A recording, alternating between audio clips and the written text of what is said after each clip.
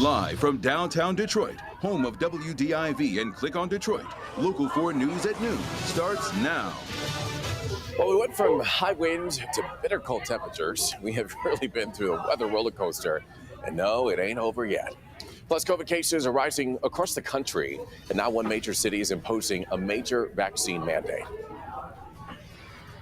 Plus, Attorney General Dana Nessel is responding to the Oxford School District turning down the state's offer to investigate the school shooting. That's story tops our news here at noon. Thank you for joining us. I'm Evrod Cassidy. It was just a little while ago, Attorney General Dana Nessel spoke out about Oxford School District telling the AG not to investigate the deadly school shooting. Let's go live to Local 4's Larry Sproul, who joins us this afternoon. And Larry, what did Dana Nessel have to say? Well, good afternoon, Raj. She tells me that it's obviously not news that she wanted to hear, but she says that her team will be investigating what happened at Oxford one way or the other. Now, let's just take a look at just how all of this unfolded. Now, there are a lot of questions about what happened at Oxford High School on November 30th. Many people are asking, could this have been prevented? And that's what Michigan Attorney General Dana Nessel says her office is trying to figure out as well. She's working with the Oakland County Prosecutor Karen McDonald's office, and we'll be making several trips to Oxford to speak with parents in the next coming weeks. She says she simply wants to hear what they have to say and to gather as much information as possible. Now, Nessel says it's important to have a thorough investigation completed in this case. She says Oxford schools declined her offer to do the independent investigation. They told her they will hire their own firm. She responded to that. Take a listen. We're not going to just do nothing, right? We asked for their open cooperation, and at this point, they're not ready for that yet. But that doesn't mean that we're not going to, when I say launch our own investigation, what I mean is review all of these materials, have all of these conversations, and then go from there. Now, many people are wondering that if the school will have to release those results from that independent investigation. Nessel also talked about that as well. Meanwhile, I reached out to the school district to see what they had to say about all of this, and I'll have all of that and much more coming up tonight at 5. We are live tonight. Larry Sproul, Local 4. All right, Larry will definitely be tuning in later this afternoon. Funeral services now are going to be held this week for 3 of the Oxford High School shooting victims. Today, a private ceremony will be held for Tate Meir. Hannah St. Juliana's funeral will be tomorrow night, and then on Thursday, Justin Schilling will be laid to rest. In light of COVID concerns, we've been asked to live stream his funeral, and we'll have a link to it right at 7 o'clock on Thursday on the homepage of clickondetroit.com. And over the weekend, Madison Baldwin was laid to rest. Students at Walled Lake Central High School were sent home this morning after the school went into lockdown due to a report of shots fired. The Oakland County Sheriff tells us that they got a call around 8:30 this morning, and were told that no one was injured and no shots were fired into the building. Right now, the building is being cleared and students are still being sent home. Deputies are also investigating where that 911 call came from.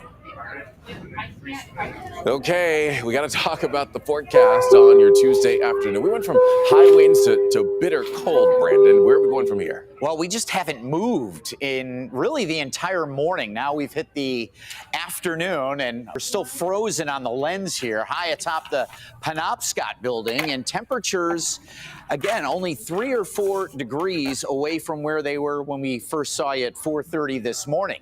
Winds are certainly lighter, but numbers are super chilly in the low 20s all over. And comparing noon temps today to noon temps yesterday, we're 15 degrees cooler right now, and you have to factor in the wind chill, so it's even more. The winds, again, not too bad out of the west southwest today, but wind chills still single digits in Oakland County. And so that makes it more like 25, 30 degrees colder outside than we were yesterday. Only middle 20s, as good as it gets. Few flakes and flurries fading, but it stays cloudy and cold. As we look at the Storm Tracker 4 radar, we are anticipating a little snowmaker for your Wednesday morning, Evrod. We'll talk more about it. Okay, Brandon, thank you so much. We'll be checking in with him in just a little bit. In other news this afternoon, 2 men are dead after a house fire on Detroit's east side. It happened this morning on Frederick Street, right near East Grand Boulevard and Gratiot. Police say 2 men at the home were found dead inside with gunshot wounds. Arson and homicide investigators are on the scene, working to determine a possible motive. There's nothing. And now to the latest on the coronavirus and our numbers here in Michigan. On Monday, the state reported a three-day total of more than 16,000 cases and 127 deaths, but that number does include 47 from a review of records. The case total averages out to more than 5,500 cases per day. That's down significantly, taking into account less testing on the weekends. As for recovery numbers, we are at more than 1.1 million. Hospitals across the state are seeing high numbers of coronavirus patients. And as far as the vaccine is concerned, 61.8% of Michigan residents over the age of 5 have gotten at least one vaccine dose. Across the country now, COVID cases are increasing once again amid concern about the Omicron variant. Now New York City is rolling out the country's first vaccine mandate for all private employers. And here's Sam Brock with the latest. Just as it felt like we were making progress on cutting down on the number of cases of COVID-19, new figures right now show the United States is over 100,000 new infections per day, with concerns that the Omicron variant could add fuel to that fire. Florida is potentially a cautionary tale here, as in mid-June, there were a few cases of the Delta variant detected. By early August, hospitals were flooded. And right now, many other cities want to try to avoid that fate. New York City specifically coming out with a sweeping mandate. Mayor Bill de Blasio calling for mandatory vaccines for all private sector workers that are in person, which is some 184,000 businesses affected, up to 3.6 million workers.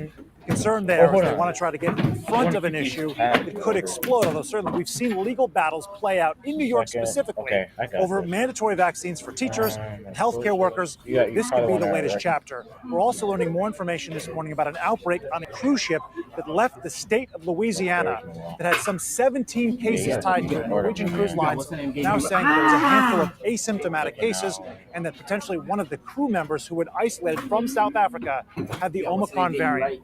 At this point in time, roughly a third of the states in the country, over that actually, the latest being Texas, have reported at least one case of the variant. In Miami, Sam Brock, NBC News.